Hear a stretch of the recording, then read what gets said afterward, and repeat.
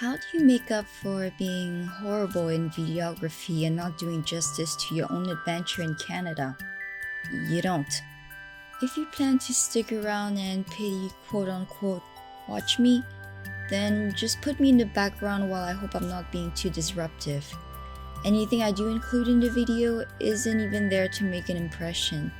I'm merely using any footage to toy with Premiere's editing function because I can never remember what I previously did to save my life.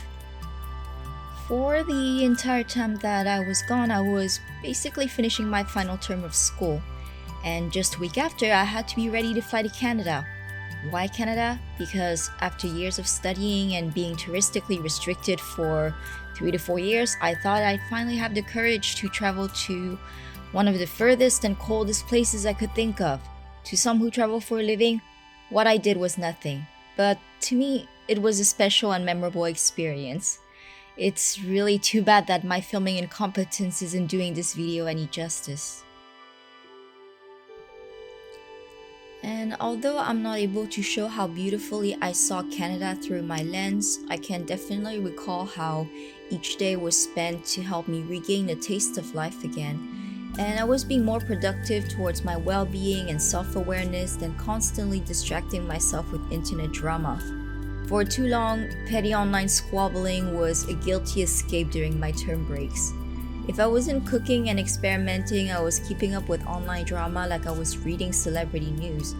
And don't get me wrong, keeping up with popular culture is important, whether that takes place in someone's real life or the internet. Because apart from the entertainment factor, sometimes you extract some valuable lessons for yourself. You don't want to repeat someone else's screw-ups, you know? However, it eventually became embarrassing to think that it'd be all I can bring into a conversation. Imagine the times where my parents visited. They had personal achievements to share while I could only bring up an A-list internet figure who they've never heard of cheating on his wife, like Ned. Essentially, I just thought that I could do more for myself. Observing celebrity culture is a fun distraction, but it isn't helping me focus on my goals. I wasn't maintaining a healthy balance between my well-being and my social media consumption, so I felt like I was gradually losing sight of what I wanted to do with my life, and that's why this trip was a good reset for me.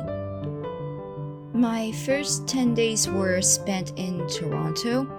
Each day I made sure I took a stroll no matter the weather, as long as the temperature was manageable and it wasn't raining, of course. Didn't want to give my body a weather shock.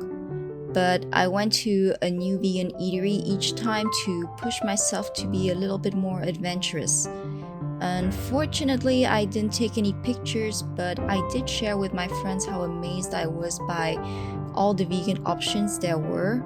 Even in bars where most snacks tend to be wings and sliders, you could still find at least a few vegan-friendly options that weren't just french fries or onion rings. Toronto was such a beautiful city, but given how there was so much construction beginning to resume again now that it is safer to do so, I didn't have a lot that I feel like I could capture. Street photography isn't exactly a style I'm good at, and since I was always ordering food to go, the containers weren't necessarily inspiring either. Originally, I wanted to visit Niagara Falls, but because it was quite chilly, I ended up doing my sightseeing indoors, in the malls.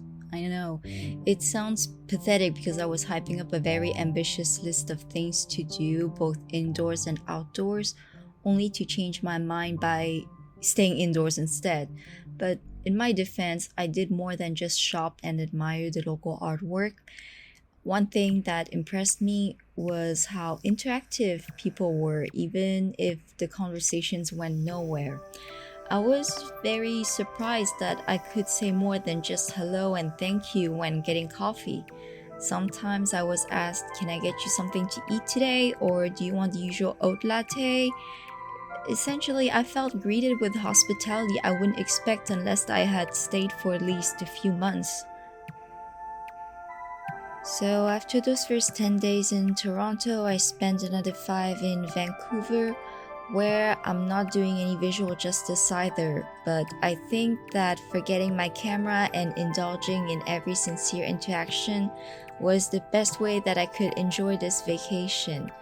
I even had the opportunity to meet my online pal Panda, who I've known for 3 years. And when we met, our date together was so simple.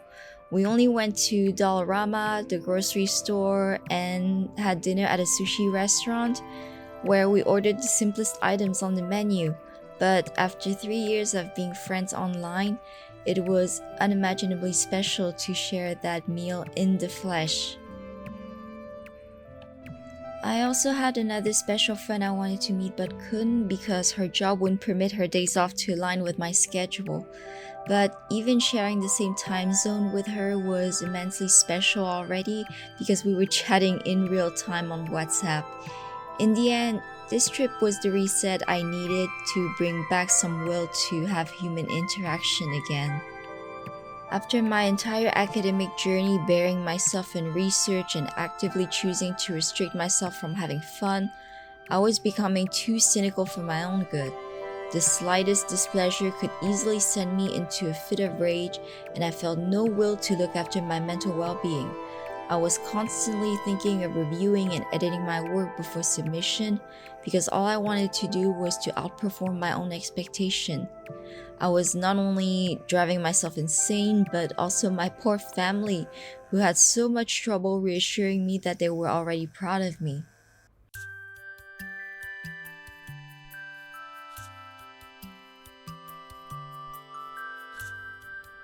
And now I'm ending this video to apologize to them and my friends for the trouble I put them through. But I also thank them for sticking by me and continuing to endear me through kind words and compliments on my cooking adventures and mediocre videos.